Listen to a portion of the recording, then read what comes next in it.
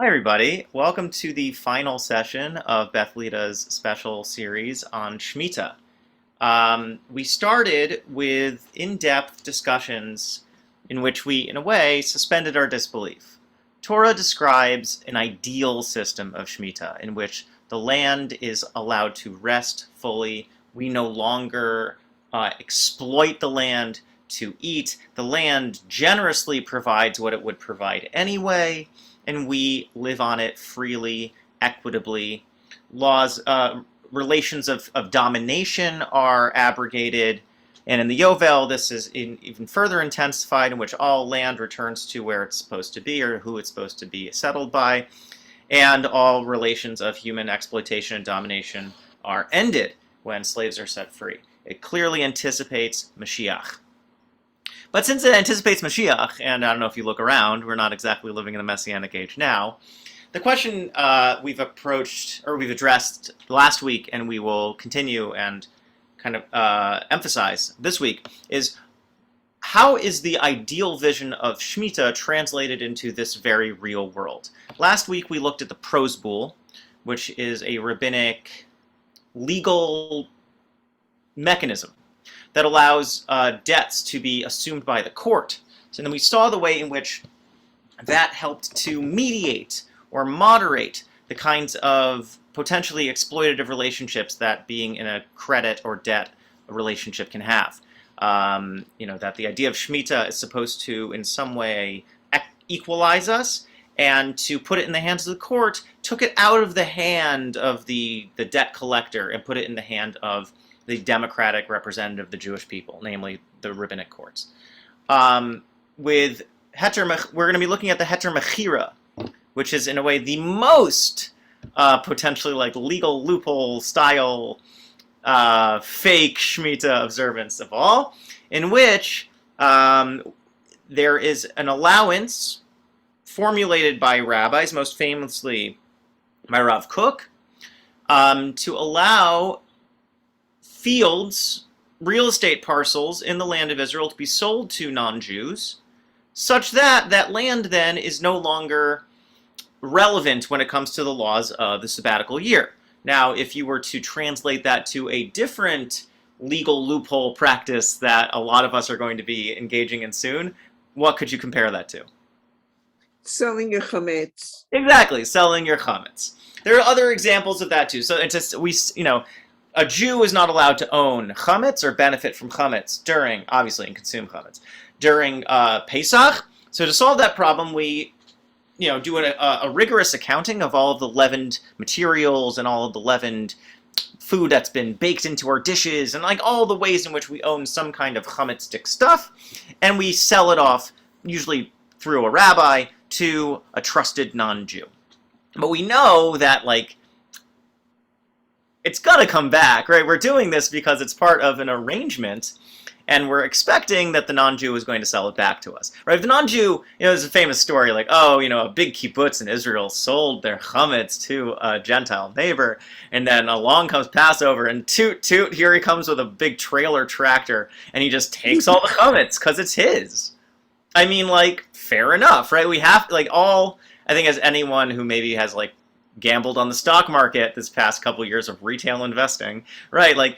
If you play the game, you gotta assume the risk. That's what it means to speculate, right? To engage in stock markets, investments, and things like that. It would make no sense if it was guaranteed profit. Part of the point is that you're assuming some kind of risk. So that's the risk, right? If you sell it to the non-Jew, it's theirs, and they can take it. Similarly, this is a lease, right? It's not like you're selling the land in perpetuity to somebody, you're giving them a one-year lease. But still, the point here is that you are letting the land go out of your control. There are other examples of this that the Talmud details. One of them is if you sell your animal to a non-Jew, then you can avoid the regulations around the firstborn. It's a lot of things so just escape, just evade, wiggle around these rules, and they won't apply to you. Again, it really does ring a lot of bells of Judaism as legalistic religion. But part of what we try to do in this class, though, is to show that all of these mechanisms, or at least the ones we're talking about, are not just technical, meaningless reductions of Torah to some kind of game, but rather are trying to achieve Torah's ends in changed conditions. In a time in which Jews have full possession of the land of Israel, and thus a certain kind of autonomy, then Shemitah might have a little bit more of a chance to work out. But in a time in which we're in exile, the economy is not under our control, then, as we talked about last week, then you can see why the rabbis start to navigate and to create things like the Prozbul. Except here comes the issue, right? With the return of Jews to settle in the land of Israel, we have a situation now in which Jews are the legal, right, nomic, dominant force in the land. And because of that, then, does that mean we have, in a way, zoomed backwards in time machined back to the biblical, like the biblical laws should apply again, right? It's like that the rabbinic period, in a way, was a nice way station, but now we're back in ideal Torah time. It's an important question to ask. Okay, so, Heter Mechirah is this mechanism created by rabbis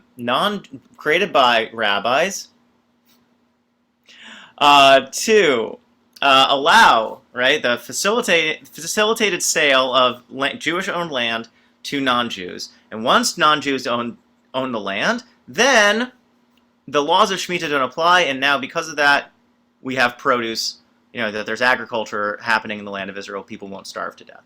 Okay, so we know the reason why Heter Mechirah, because if the land wasn't allowed to be worked for an entire year, people would starve to death, right? So we see the pressing social concern. Before we get into the text, so what are like the hinge points here, right? Like, what are the pressure points? What has to be true for this to work? And also, can you come up with like maybe, are you comfortable with this? Do you feel some resistance to this? What do you think? What are just some first thoughts before we get into the actual text? Having lived in Israel, there really isn't much else. I mean, Haredim would buy from Arab villages, but when I lived in Israel in the 80s, so a lot of the produce came from hydroponic growing, which gets around it. Plus, it was in Gaza, which I don't think is Eretz Yisrael. Not biblically. We'll get to that. Yeah. Okay, because I think it's the Plishti coast. Yeah, but, exactly. Yeah, we're going to look at Syria, that, which is the classic example of that. Right, but it's not like Canada. Greater Israel. Right, it's not Canada or the US where you could just like buy stuff imported. Importing things into Israel is very, very expensive, and they don't import fresh vegetables or fruit because it's grown too easily there. But that could be like arranged, right? You could have like every 7 years, like food tariffs are canceled, and like it's an import economy. But it really harms Israeli farmers. Not if you're not farming for that year, right? And then for the other 6 years, you ramp up the tariffs, right? The economy. And you charge that much more for fruit and vegetables to make up for people's patriotic duty that you lose. Yes, you can buy Israeli produce for 6 years, and then yes, you can. Don't do it for the other year. Right, buy Spanish or Italian. Right, maybe we just theologically justify globalization, right? Good. Now the free flow of commerce have allowed us to keep the Torah. The hydroponic was very, I thought, very clever. That's a real Shabbos timer kind of solution. Yeah. Yeah.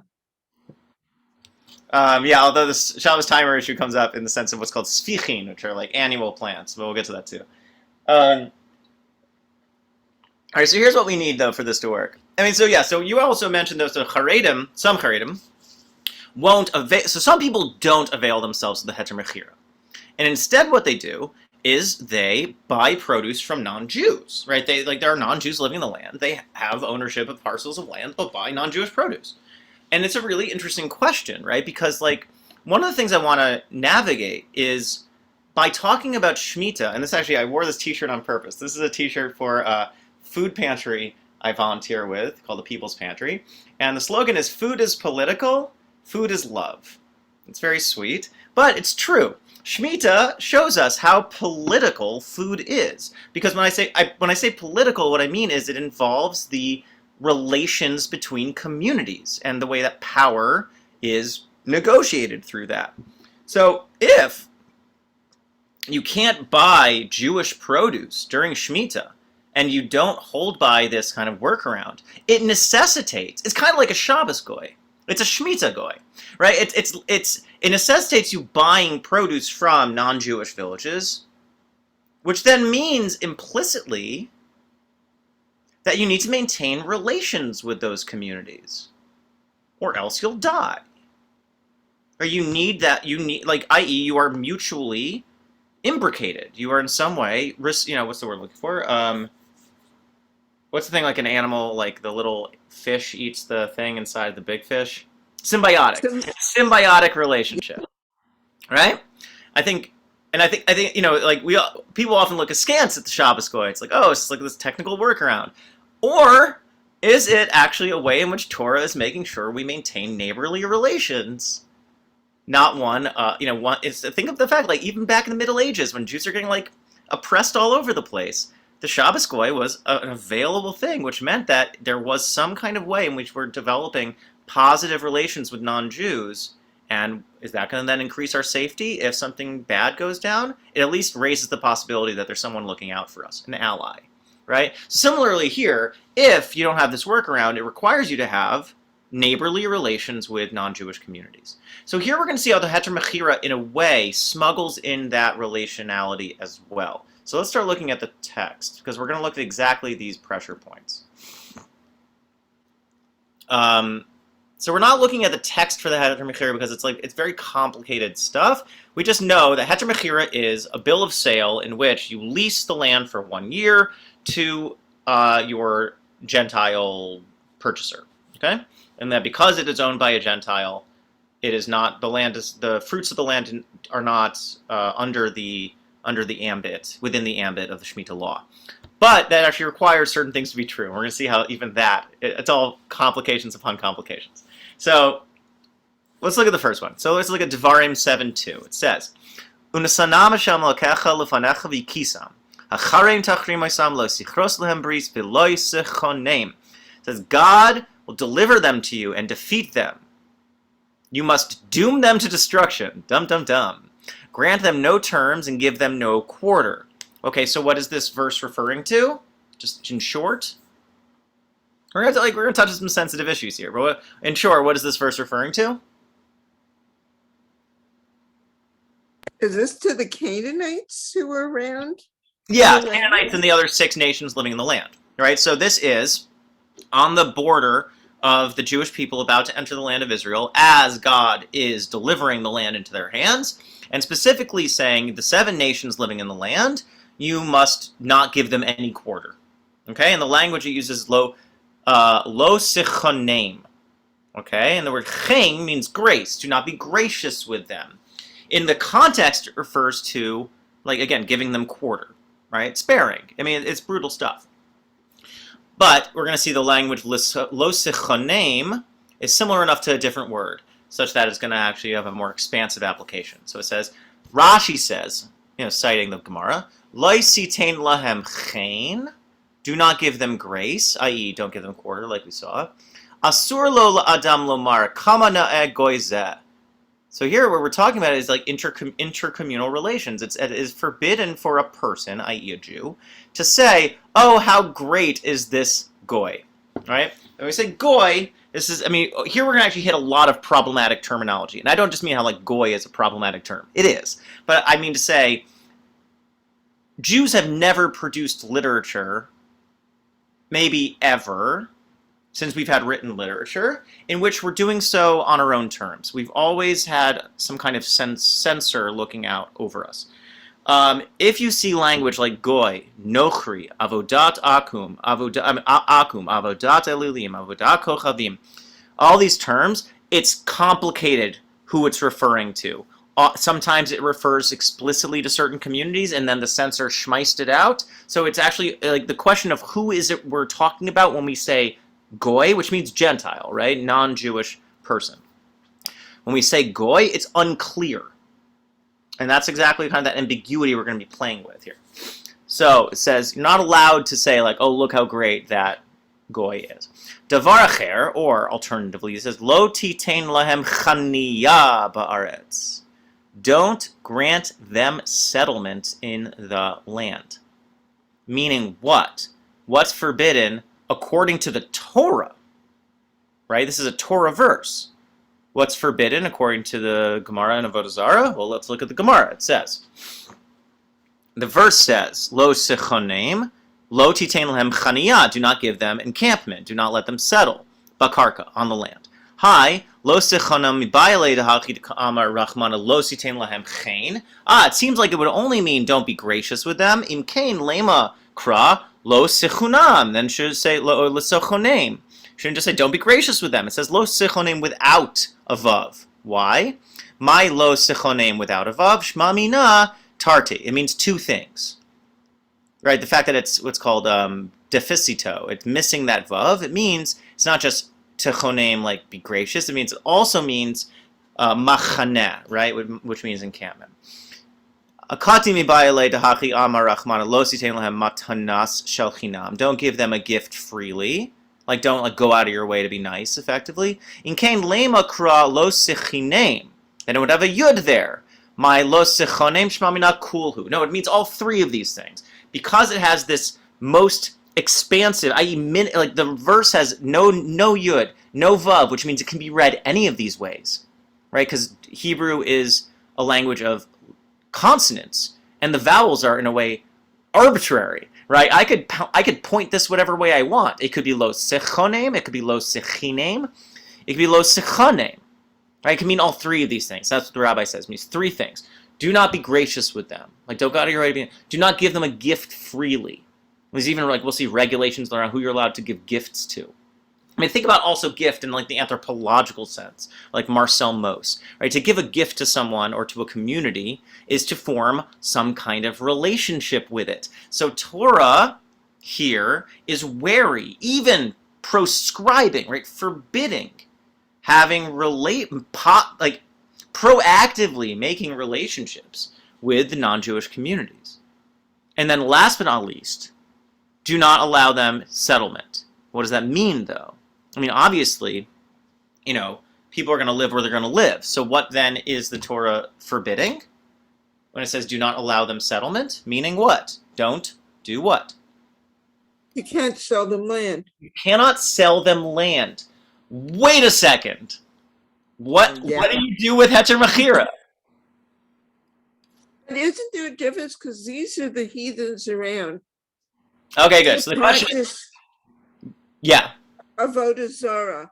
And the people who are surrounding Jewish communities are mostly Arab Muslims, and Islam is a monotheistic religion. And the same with the Jews. So again, we're getting back to this question. How strictly constructionist is this verse? Is it contextual? Is it only referring to the 7 nations who are wicked, needed to be eliminated? Is it referring to 7 nations paradigmatically, but applying to all idolaters? And then if that's the case, what about non-idolatrous non-Jews? Are they within the ambit of this law or not? So those are exactly the questions we're going to be engaging with now. Okay, so let's go to Gittin. Gittin, here's the Mishnah. It says, "Mocher sadehu legoy." But again, when it says goy, we need to. Well, actually, maybe I should have done this. I should have gone back to the what's the earliest manuscript of the Mishnah we have? I forget. There's a very good manuscript of the Mishnah that we have. This is the printed one, and anything printed is going to be through the censor, right? So when it says anyone who sells their field to a goy, again, does that mean idolater? Does that mean any non-Jew? Unclear. Christian? Some manuscripts actually have it like specifically Christians. Lokeach umevi mimenu bikurim.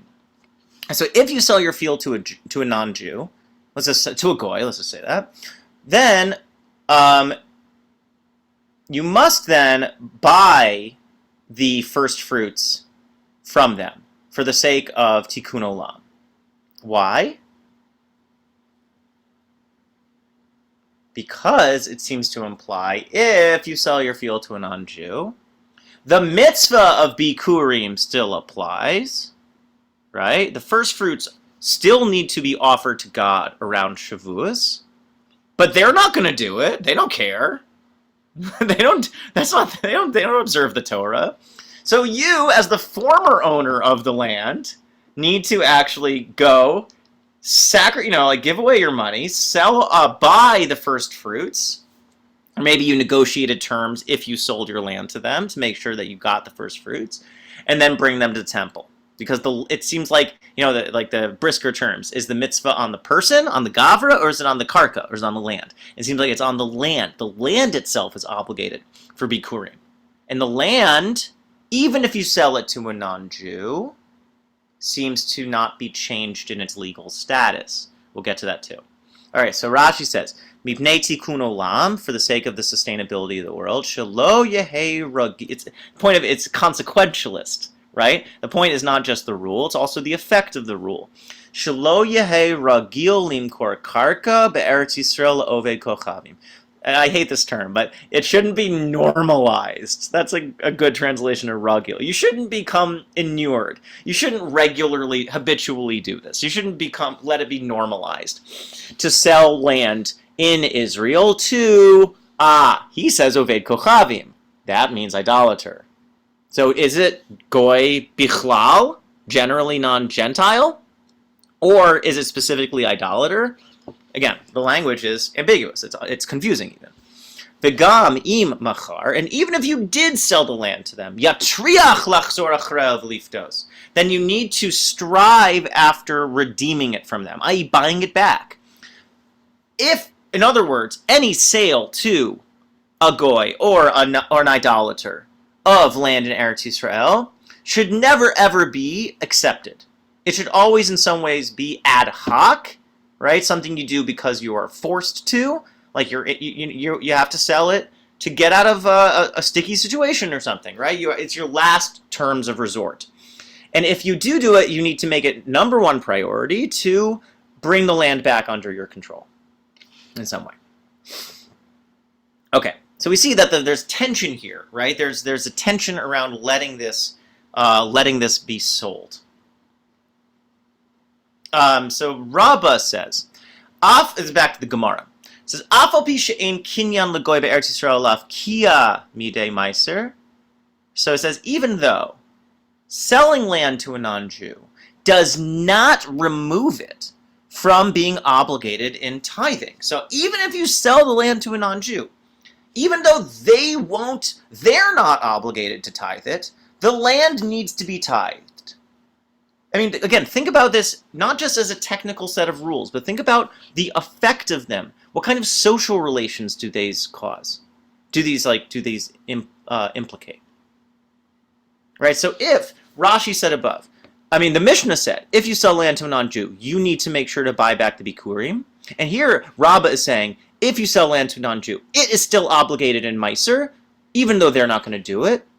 So you need to take care of it. Meaning what? It's not, Rashi's saying don't let this be normalized, right? No normalizing this. But it's not just that as like a principle. In material reality, if you still need to take care of the first fruits and the tithes and the truma, then have you really lost control of the land? Or is every sale of your land to a non-Jew going in some way to be, you're still going to be like checking up on it, you're still maintaining some kind of relationship to it and also to them. Right? You're not renting it, you sold it, but you haven't ceded control over it because your obligations to it and through it to God are still active. Do we see that? Like, it's not clear because, it's not, the rule isn't thou shalt worry yourself over it. That's thinking of laws too formally. But think about what the results of these laws are. Yes, you're not supposed to sell your land to a non-Jew, but if you do, you're still obligated to take care of the mitzvahs associated with it, means you never let it go. Okay, so in some way, even though you've sold the land, in some way, there's some kind of facilitated relationship with it. Okay? Um, so it says, so if you sell land to a non-Jew, it still needs to be tithed. But it says, but a non-Jew has full control in terms of what they want to do with it. They're allowed to pave it, dig in it, dig wells in it, etc., etc. Since it says the heavens of God, but the earth was given to human beings. We're allowed to farm the land. That's what we're allowed to do. So selling the land to a non-Jew, or an idolater, again, depending, means that they're allowed to do, what's it called? Shiputzim, right? They can do landscaping with it. They can turn it to what they want to do with it. But when it comes to the religious obligations, they are still active. So Rabbi Elazar says, even though if a non-Jew buys land in Eretz Yisrael, the sale obtains, like the sale goes through, lafkia midei meiser. He says it does actually. So Rabbah above said, if you sell land to non-Jew, the sale goes through, but the land is still obligated in tithing. But Rabbi Elazar says that if you sell land to a non-Jew, it's not just that the sale goes through. He disagrees with Rabbah, and he says that, no, there's no more meiser anymore. So, to Rabbah, the mitzvah of tithing, right, the religious commandments about the sanctity of the land, do not depend on ownership. It depends on the land. It's objective. It's just the land. Whoever owns the land, it doesn't matter. The land needs to produce tithes in this way, or first fruits, etc. But to Rabbi Elazar, what activates the mitzvah of tithing and of first fruits, etc.? Ownership. It needs to be a Jewish ownership of the land for those mitzvahs to obtain. Okay, so we have two different models here. Okay? One model is in which sale of the land is ad hoc. This is Rabbah, right? And because of that, we still have sustained obligations to it, which keep us involved with the land. But to Rabbi Elazar,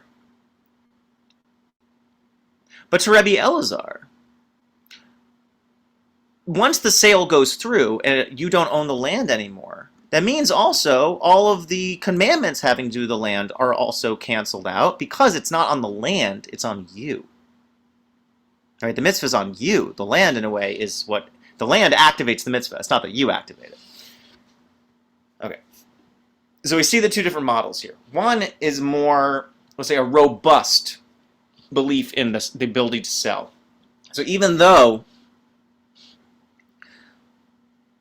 the rabbinic law concedes the point that even though you're not supposed to allow them to settle, you are, it seems like, the Mishnah and the Talmud recognize and accept, maybe not ideally, but as a compromise, accept that you're going to have to sell land to non-Jews at some point. But the question is, how far is that allowed to go? Rabbah thinks that we maintain some kind of intrinsic connection to the land. The land itself is obligated in these mitzvahs, and we need to make sure that they get accomplished.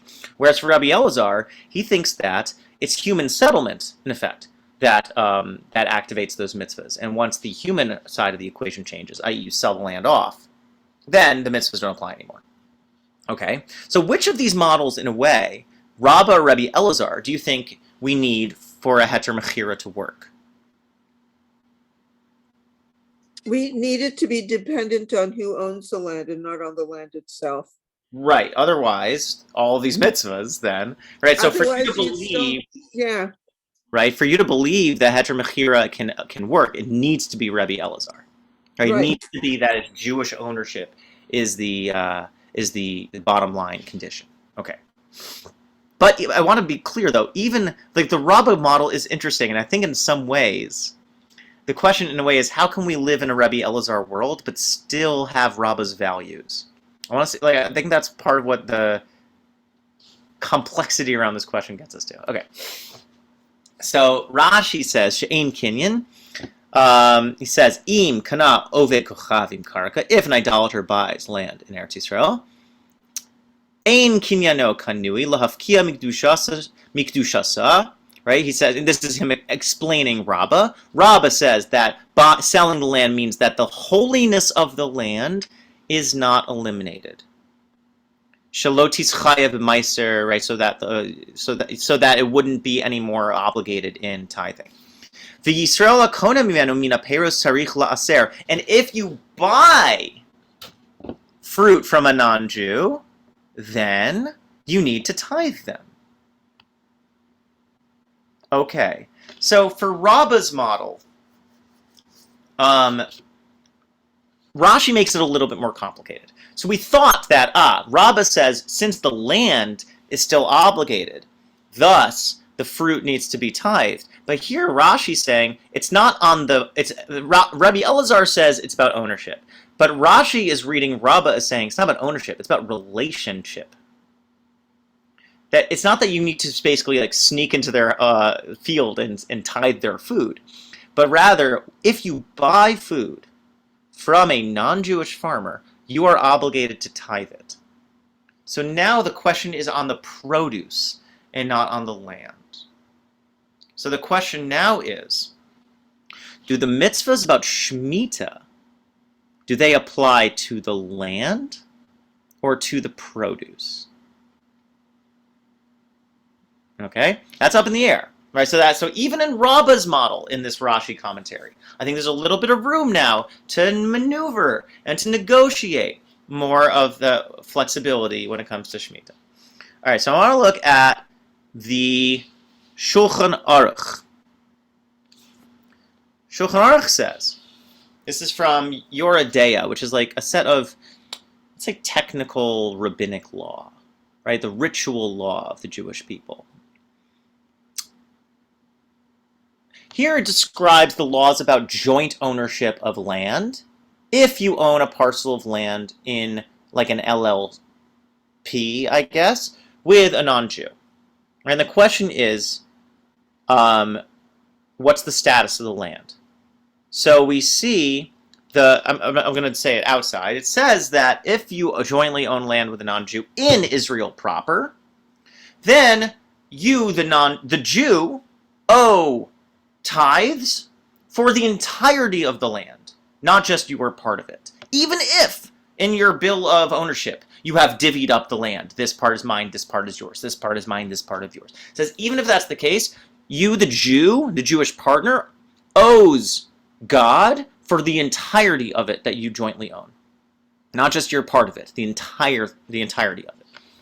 But, says the Shulchan Aruch, if you own land jointly with a non-Jew in Syria, i.e. Greater Israel, not classic Israel, right? Like New Coke, Pepsi 2 or whatever, right? If you own land with a non-Jew in Syria, then you only owe tithes on your part of the land because those tithes are only owed to God rabbinically, not biblically.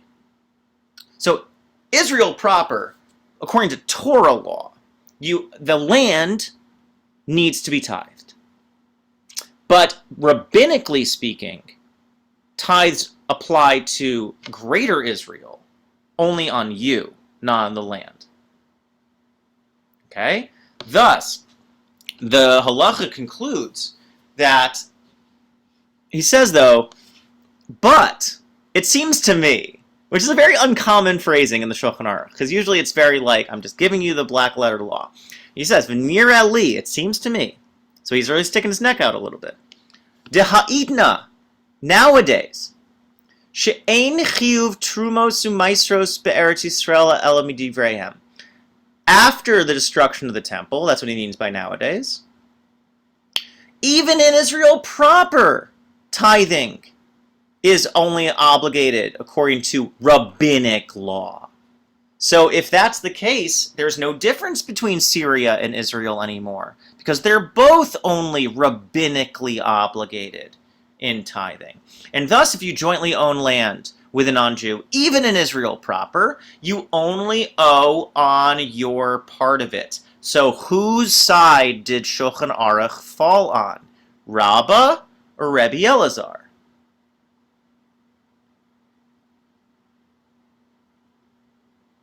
We're in Rebbe Elazar world because it depends on who owns it. Except, I want to say it's a more complex model of it that kind of smuggles in Rashi's Rabbah, because the point of it is about relationship. If you jointly own land, then you own it. you own all of it in a way, right? You are liable for 50% of risk when it comes to it, but you have rights over the entirety of it. It depends, legally speaking. It depends on your arrangement. But if you and non-Jew jointly own a parcel of land, let's say it's from Spadina to Spadina and Bloor to whatever. I don't want to whatever. You own a parcel of land in Israel. It's not that you own part A and they own part B. You jointly own A and B together. That's what a joint ownership means. So if it is ownership based, then you would have to pay the tithes on it all. But I think what we're dealing with here is now it's not just about ownership, it's about active engagement. And since you are only actively engaged with the part of the land that's been parceled out to you, thus it allows you then to section off part of land that was yours or is yours and allow it to be controlled by someone else. That opens up the possibility of doing that intentionally, of going into business, as it were, with your non-Jewish neighbor to parcel off part of your land for a certain amount of time, in which maybe you don't even necessarily need to get rid of it entirely. You can just go into partnership with them. So let's go back to this do not allow them to settle question. So, the reason I wanted to put the Shulchan Aruch after the Rashi is that what we have is two different questions in terms of whether the holiness of the land is abrogated by sale or not. The question is either you say, by selling it off to a non-Jew, the land is no longer as holy. Or you could say, the nature of the holiness of the land is different now, right? Because we're in a post-exilic time period. But both of these have weak points. For this one, it requires a certain kind of view of Jewish and non-Jewish relations, which is maybe problematic. But B, also, if we have the rule that you're not supposed to sell your land to a non-Jew, then this whole thing is based on something you're not supposed to be doing. And then if we're saying that the land is only rabbinically holy nowadays, and because of that it gives us a little more room, and maybe Shemitah doesn't even apply anymore, which is the position of Ravid and the Meiri, right? That the Shemitah doesn't even apply anymore. And anyone who does Shemitah, says the Ravid and the Meiri, it's Midas Chasidis. It's because you're being pious, but there's no obligation to do it anymore, right? So if that's the case, that requires a certain kind of theological claim, right? That maybe says holiness is something that's historically, it's about time, it's not about space. So maybe the land of Israel isn't holy anymore. That's a strong claim. Or if it's historically based, then what does it mean if we've re-entered and resettled the land? Would the Shulchan Aruch's Ha'idna no longer apply? Would you say, it isn't nowadays anymore, it's after nowadays? Now that the Jews are back in the land of Israel and have control over it, then maybe actually the biblical laws do apply. Right? So we see this question is immensely complicated. And it's a complex question that requires you asking, what are you putting your weight, how are you weighting this question? Right? It's not, if you just treat everything like a technical game, which I think we really run the risk of doing when we just see these things as loopholes. We miss the ways in which all of these legal questions are also philosophical questions, or theological questions, or questions of values. The question is, in this multivariable equation, this quadratic equation of life, right? What are the parts of it that present themselves to us as most compelling and most important? What are the things that we value the most? Is it land? Is it people? Right? Is it rights of property? Right? Freedom? All these things are up in the air. Okay.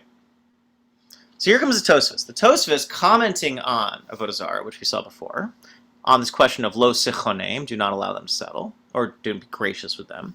So here comes this question. It says, lo sitim lehem chaniya b'karka. Don't allow them to settle in the land. But darish nam mehaikra, b'samach shelo litem lehem chen. But the Gemara also says, no, you shouldn't be nice to them. Right? That you shouldn't give them a gift freely.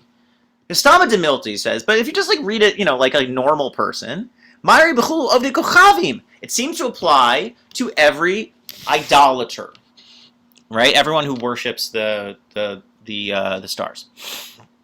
And it seems in the Talmud it says that it only, but if you look at the text, or if you look at the actual context, as Lauren pointed out, it's not just stam Gentiles or even stam idolaters. It's specifically the 7 nations of the land, right?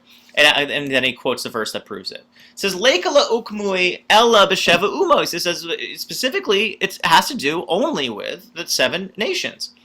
That all the other nations, you are, because it says, it has to be this, because the verse says that God will dispossess these great nations from before you, the Hittites, etc. Lo tichrot lahem brit v'lo techonem. Don't make any covenants with them. Don't make a deal with them. Don't make agreements with them, a treaty, and don't allow them to settle. And then it says also, v'lo sischatein bam, and don't intermarry with them. It says this can only apply to the 7 nations. Why? Because conversion exists. All of the other Gentiles are allowed to convert into the Jewish people and join the community. I mean, even with David Melech, right? Like famously from Rus, comes from one of the 7 nations, but only from her mother's side, not from her father's side, and because of that, the rabbis say it's okay. Point is, all of the non-7 nations, Gentiles, you are allowed to make agreements with, i.e. to intermarry with. So then, maybe you can sell the land off to a non-Jew who's not one of the 7 nations. I mean, the 7 nations aren't around anymore. You know, like they're gone. Pish push. Right, he says, but giving gifts and being gracious and allowing settlement, there's no reason, he says, to distinguish between those 3, when it comes to those 3 prohibitions, to differentiate between the 7 nations and other Gentiles. He says that applies to all of it. It says the Tosfos. The Tosfos says there's no reason to restrict it strictly to the 7 nations because that part of the verse doesn't seem to apply in that case. Miu kashya, but he says, but there's a problem here. That striking an agreement we've seen with King Solomon, in which he makes an agreement with Hiram Melech Tzur. Okay, so it seems like you can make treaties with non-7 nations armies. With the community of other Gentile peoples that aren't the 7 nations. Right? And then later on in Joshua, or earlier in Joshua, it says, Bikir bris. Right? It says, but perhaps you live amongst us. How can we not make a pact with you? To the Gibeonites. The Gibeonites, though, are not part of the 7 nations. So it seems that in Torah verse, we have a clear proof that you are allowed to make proactive, positive relations with non-Jews, but not with the 7 nations. But the question then comes back to, but how far does that extend? You can make political arrangements, it seems, but are you still allowed to be even more proactive? Can you be nice? Can you give gifts? Can you sell land, i.e. to not just make an arrangement with them? Right? Good fences make good neighbors. I can make a treaty with the Gibeonites, but they're over there and I'm over here. But to sell land to them is to say, I want to intermingle with you. And that's different. So we see that the questions of Shemitah, in terms of, or really the question about about the possession and the dispossession of the land, and what that means, isn't just about these technical rules. It's about how it is that we are allowed to make relations with communities. Yes, you can maybe have positive relations with communities, but are you allowed to proactively bring them in? Or do you need to make sure that there's a bright line between you? And to sell land, your land, to a member of a different community means now that you are living in a mixed community. Maybe that seems like kind of obvious to us nowadays living in the democratic West. But even think of Toronto, right? It is a city of neighborhoods. You still have these pockets, like Corso Italia, Little Italy, other non-Italian communities, Chinatown, Koreatown, right? Where we have these pockets of these ethnic enclaves that still exist. Little Jamaica, right, at Eglinton West. And we have all these these pockets of ethnic enclaves that exist. There's something special about that. And even today, right, in the democratic/capitalist West, there's a lot of anxiety about mixing communities. How so? With issues around gentrification, right? This is using purchase power to buy parcels of land in a way that changes the makeup or even maybe the sacredness of that community, right? Because think about it. Something that Shemitah and also this, let's say, this community-based anxiety about land sale is that it has a resistance to the notion that land is something that can and should be commodified. And instead, the preference is that land and communities are supposed to exist together.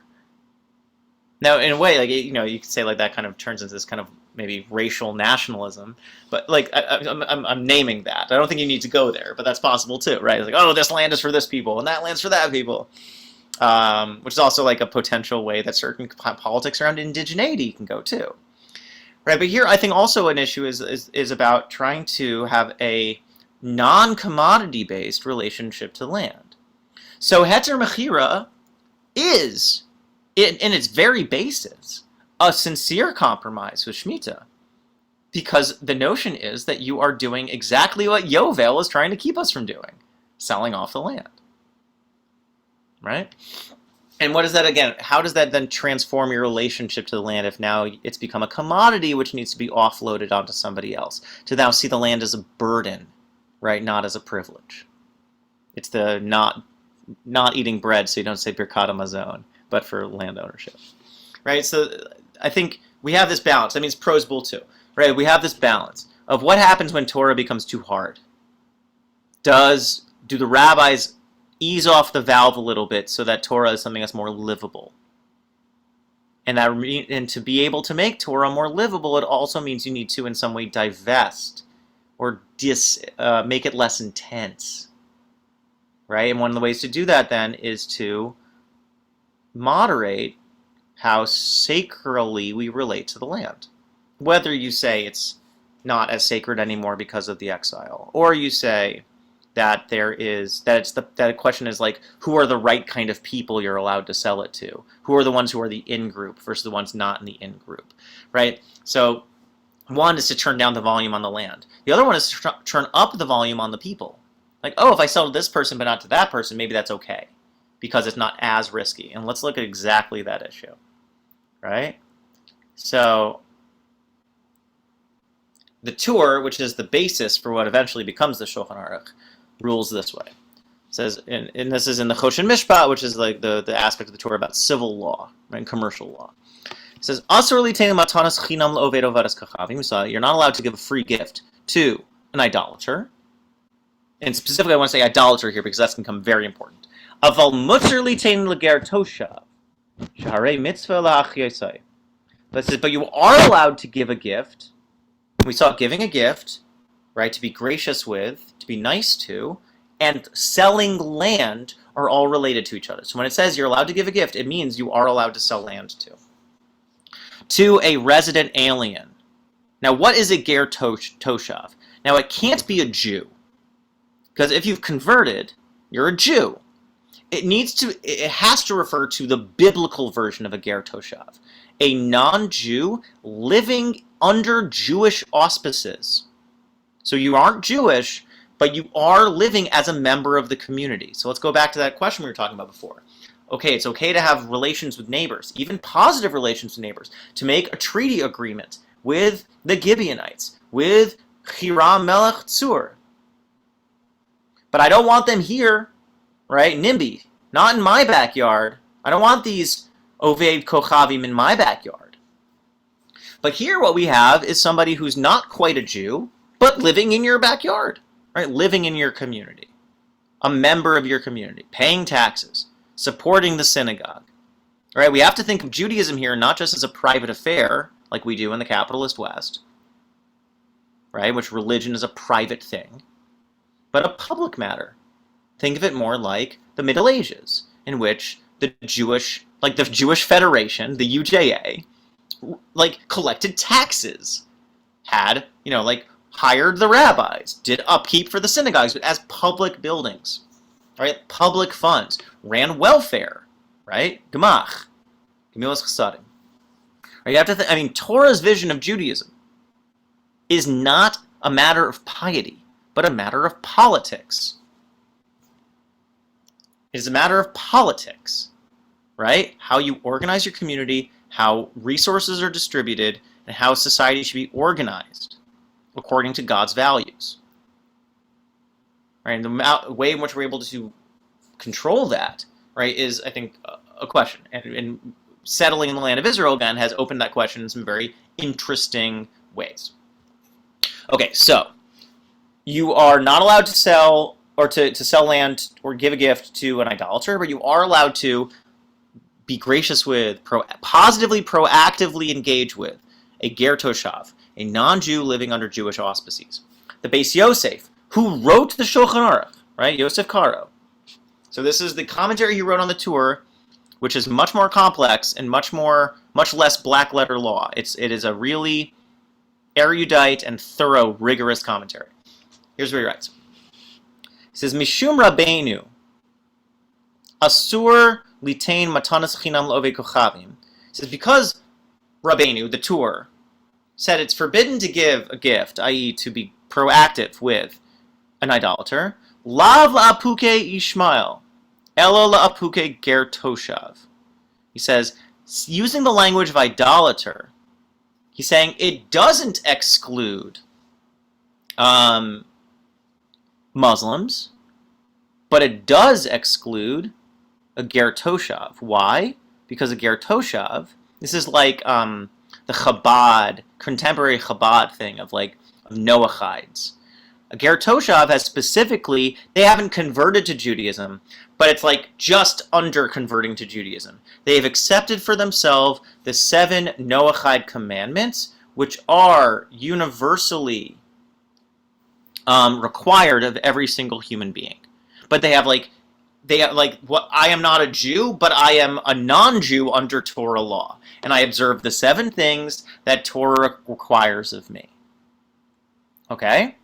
So, but Muslims, according to Yosef Karo, don't quite reach that benchmark.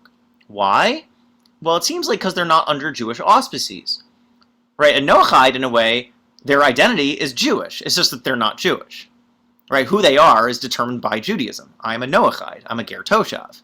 But Muslims have their whole other religion. Here comes the Bach. It's another commentary on the Torah, who writes this. He says, quoting again, you're forbidden to be proactively positive with an idolater. And as the Beis Yosef says, it does, it seems like it's actually corrupted here. The point is, it says it excludes, you are allowed to be proactive with ger toshav because of the 7 mitzvahs, and not just that, but you are, actually I forgot to say this, it's a commandment to support them. You are equally obligated to support a Jew as you are to a ger toshav. They deserve your support, they need your support, and you are obligated to provide your support as much as you are able.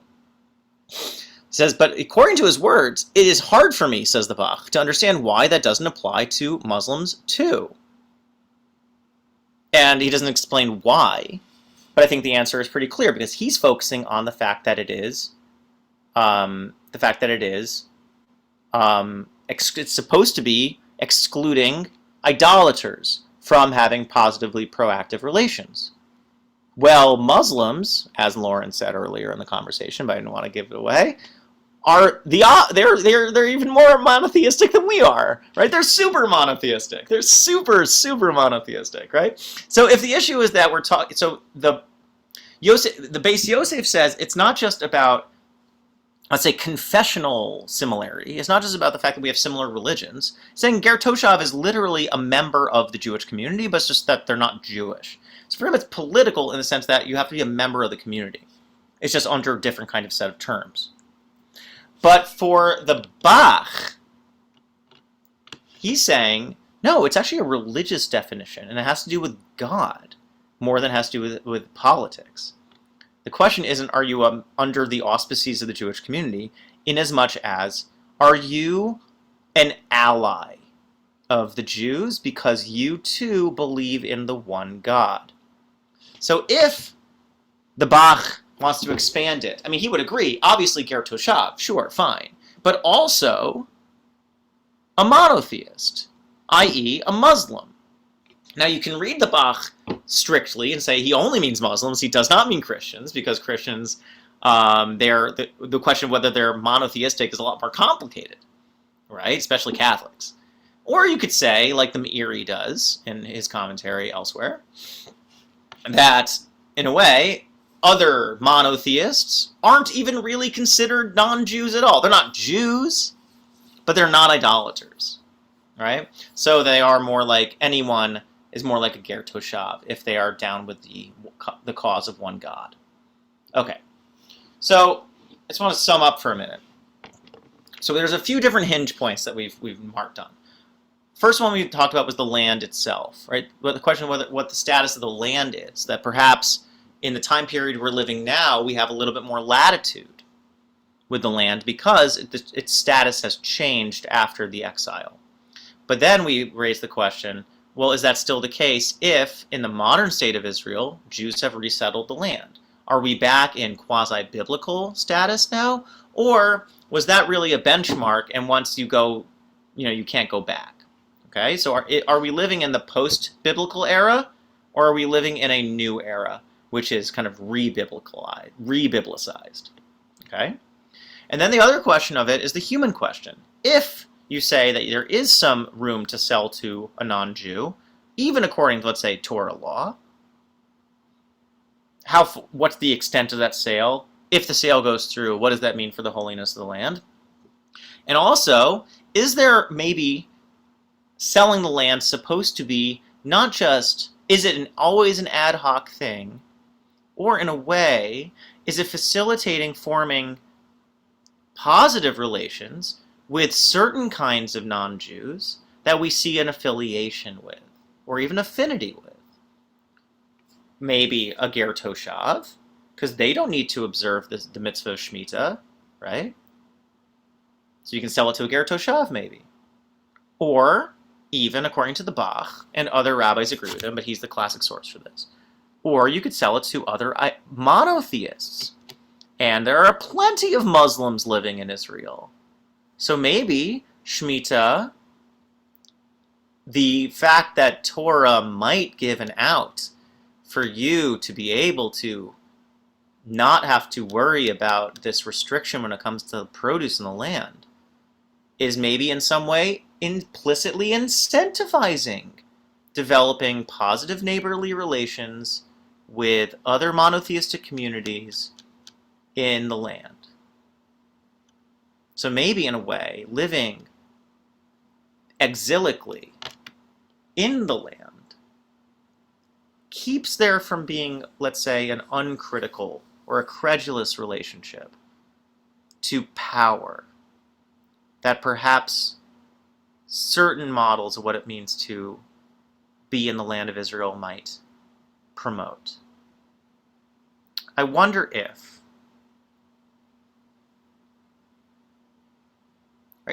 Shemitah functioned normally, right, or the way it was supposed to, then you could say, fine, listen, the exile is over. But in some ways, it keeps, I think, us from realizing that history is over.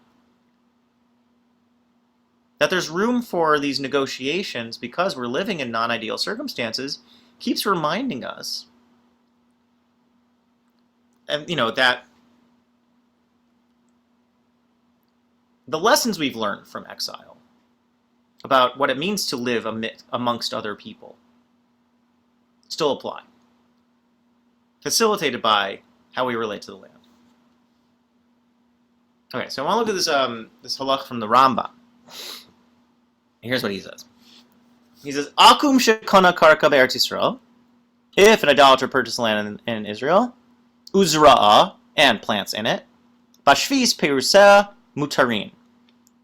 On Shemitah, the fruit is allowed. Okay, so Rambam seems to have, now this is a question, right? Saying if a non-Jew, an idolater buys land in Israel, now that's a different question from when you can sell it. But if the sale goes through and a non-Jew buys land in Israel, the fruit is allowed during Shemitah. Why? Shelo gazru al asfichin ela mibnei ovrei avera.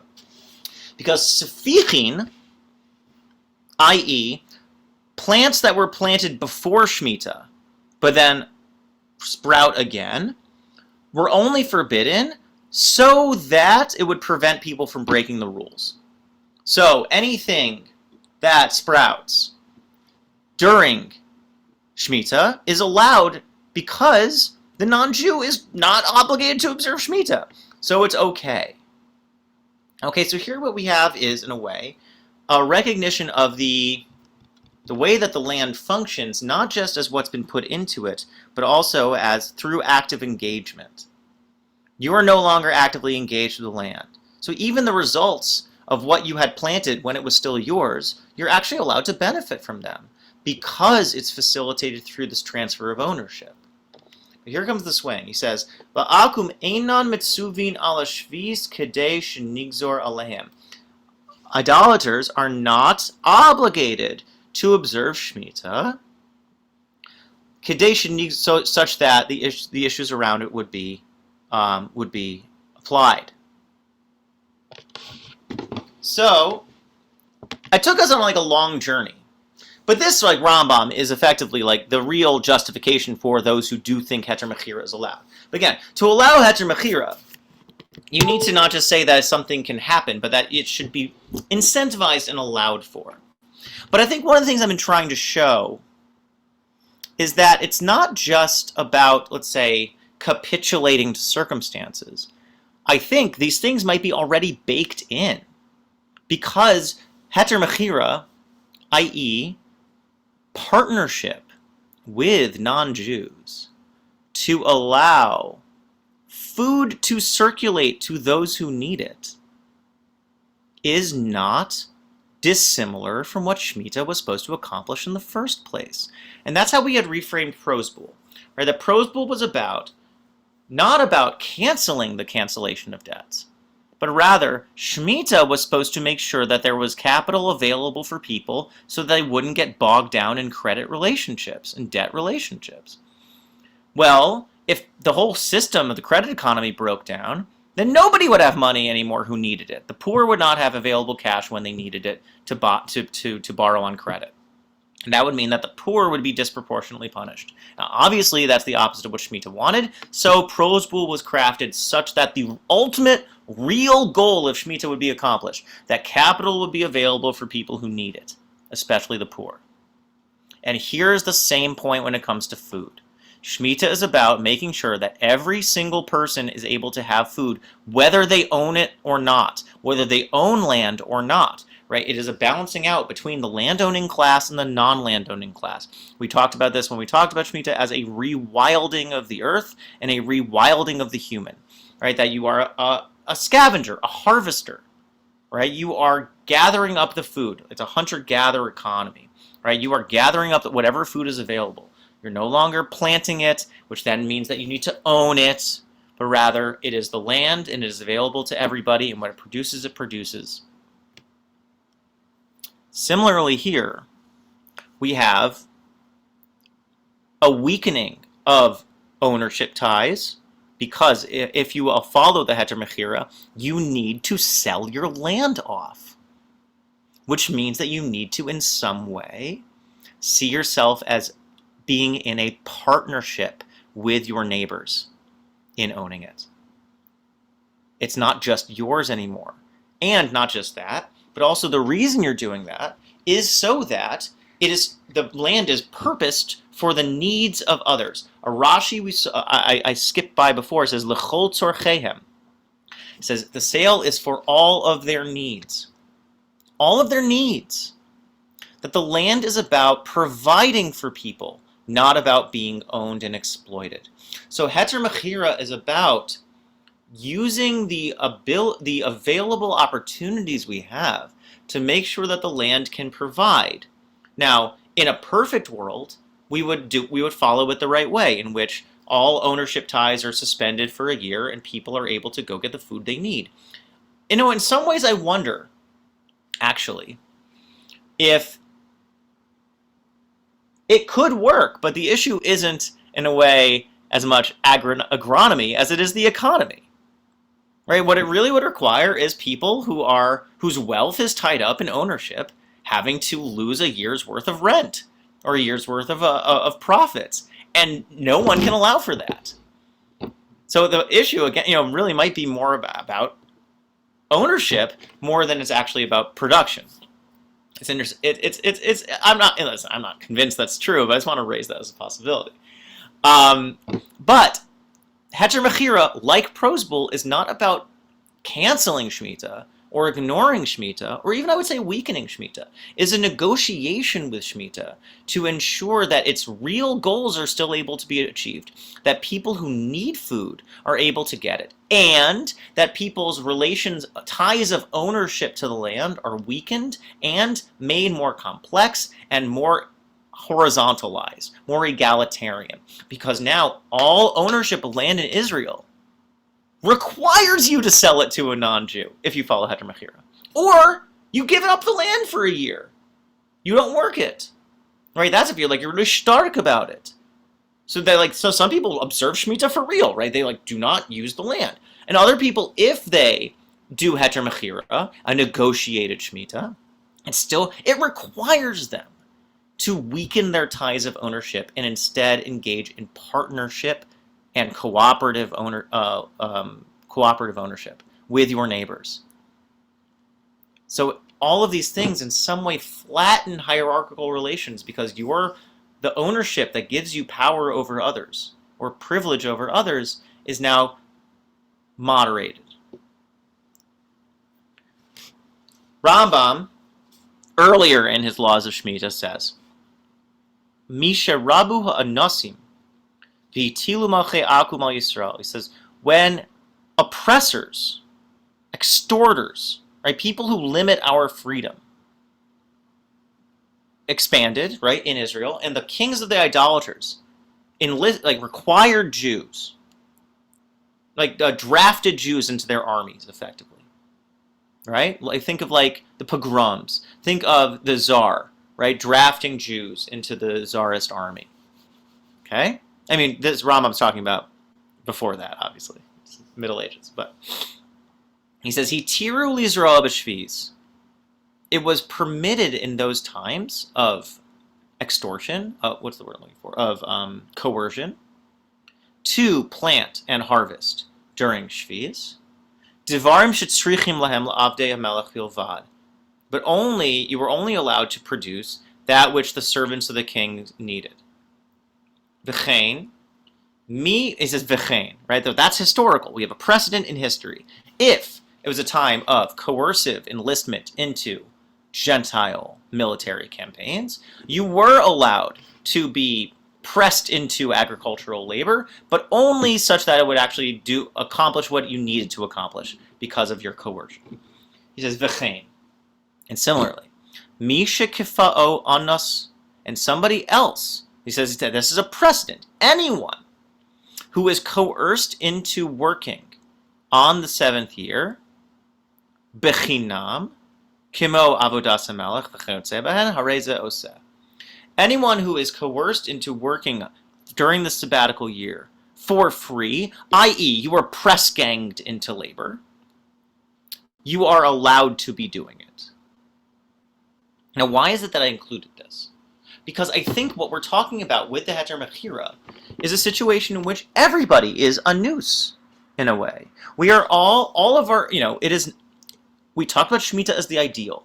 We live in the real world. We always have these contingencies and impinging circumstances which limit what is possible. So, selling off the land to your non-Jewish neighbor means that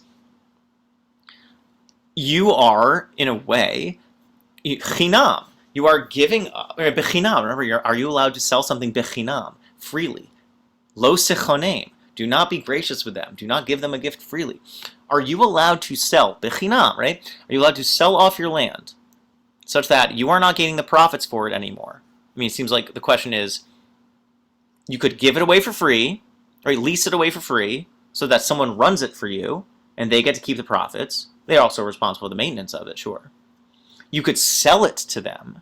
Let's say that's the most lenient option, right? You get something for it, but during the year itself, you can't profit from it at all. Or then, last but not least, is if you actually forswear any agricultural work. So here, what we have, I think, is the example of Rambam saying, working the land is possible if it is being done in a way in which it is not recognized as non-ideal, right, not normalized, and also done in a way in which you are not personally benefiting from it. So maybe that's like a pushback on the Heter Mechirah. Maybe it should be a Heter Nesina or something like that. Or maybe you could only sell it for exactly as much as you need so you don't go under. Whatever it is. But the point is that there needs to be, it cannot ever be the case that Shemitah is just, the Heter Mechirah is just saying, oh, regular life goes on ahead, and it's just this technical thing goes on.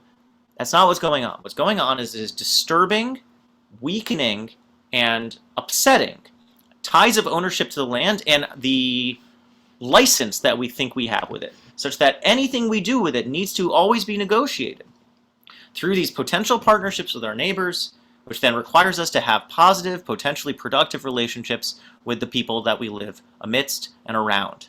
That is essential. Shemitah is about bringing people back into touch with the land, not based on use, not based on exploitation, but rather based in recognizing shared, universal need. The Mechirah, the sale, is allowed, according to those who allow it, because it is necessary, not to ensure that people get what they need. And that, let's go back to the pasuk, is the key. As it says, Vayisa Shabbos la'aretz, ha'aretz lachem, God will have, there will be a Sabbath for the land for you. T'lochla lecha ulavdecha lamasecha. You can eat what the land produces during that year, not that you make, but that the land makes. For you, your servants, your maidservants, schircha, your laborers, soshavcha, your residents, right, ger toshav, or maybe even your religious allies, Muslims, monotheists, hagarim imach, who live with you. Who live with you. The key in Shemitah is to reinscribe what it means to live on the land, not to make the land live for you. L'chalav dechal masecha, says Rashi, because it says, V'achlu evyonei amecha, the poor of your land shall eat. Shemitah makes sure the poor can eat. If Shemitah was followed strictly, firmly, machmirly, in a way in which people starve to death because they don't own land, we missed the point. The Mechirah is allowed so that produce, like the capital in the Prozbul, can circulate and people who need food can get it. Could one think that then that the rich can't eat? No, the point is that it's for everybody. It re-equalizes us. Even the non-Jews. And that, I think, is the baked-in element here, too. Shemitah, even though it is a Jewish commandment, was never just about Jews. It was always about making us realize the fact that we are cohabitants. We live on the land with others. We have responsibilities to them and to the earth.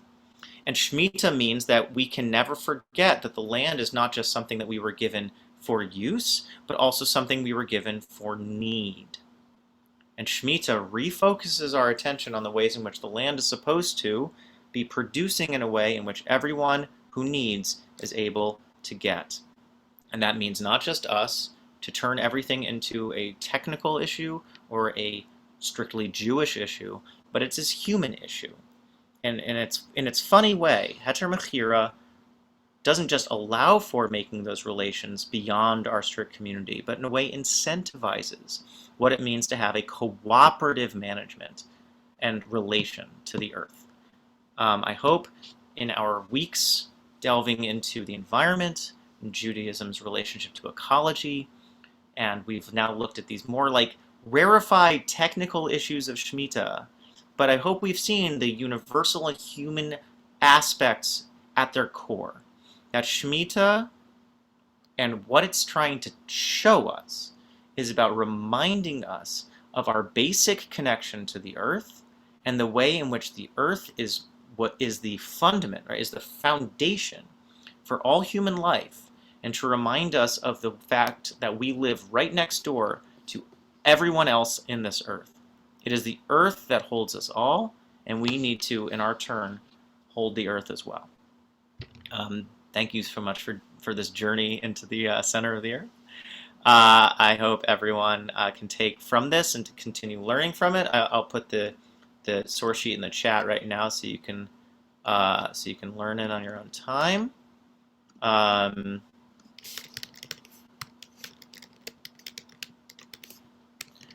Here you go. I'll put it when I post it on Facebook and YouTube as well. Hope you can join us soon for our Haggadah chat. I think we'll actually start that this Thursday instead of our Parsha chat. So bring your Haggadahs, and we'll pre-game our Seder so we can get the questions flowing. How do you want to confuse children? Let's find out together. Shabbos services is Shabbos. It's a Shabbos Haggadol, so I have the privilege and the license to do an especially involved Dvar Torah, but we're going to do it more like this. We're going to actually have source sheets, and it'll be a little bit more engaged learning. And then we'll have a special pre-Passover class on Monday. Keep your eyes peeled for that. And then our final Haggadah chat next Thursday. And then it's Pesach. So, woo. Vigash Koch to everybody. Hope you have a great night.